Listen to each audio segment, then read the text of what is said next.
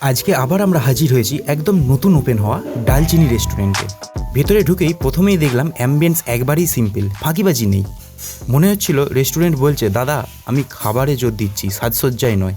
তো আমরা গিয়ে একটা সিটে বসে পড়লাম আর অর্ডার করলাম আলু বিরিয়ানি, যার দাম নিল 90 টাকা। তার সাথে এক প্লেট চিকেন চাপ, যার দাম 80 টাকা। এখন ভাবছো আলু বিরিয়ানি কেন?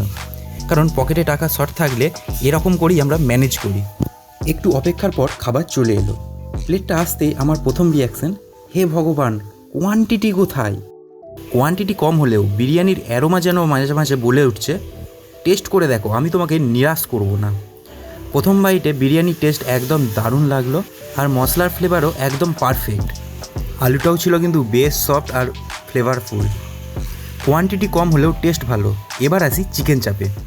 প্রথমে তো ভেবেছিলাম সফট চিকেন আর এরকম থকথকে গ্রেভি দিয়ে খাবারটা পুরো জমে যাবে, বাট খেতে খেতে একটা অদ্ভুত জিনিস চোখে পড়লো। গ্রেভি আস্তে আস্তে জমে যাচ্ছে, মানে খাওয়ার আগে গরম ছিল আর খেতে খেতে ঠান্ডা হতেই এটা জেলির মতন থকথকে হয়ে গেল। বুঝলাম এটাই কিন্তু ডালদা ইউজ করা হয়েছে।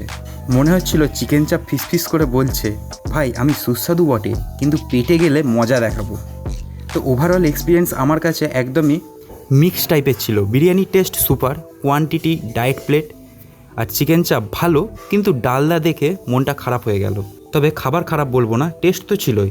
শুধু যদি একটু ঘি বা তেল মেশাতো আর বিরিয়ানির কোয়ান্টিটি বাড়াতো তাহলেই ব্যাপারটা বেশ ভালো হতো। আর হ্যাঁ, যাদের খিদে পেয়েছে আর আসতে চাইছো তাদের জন্য বলে রাখি, এই রেস্টুরেন্টটা আছে আরামবাগ হাসপাতাল মোড়ে, অ্যাপেক্স নার্সিংহোমের একদম উল্টো দিকে।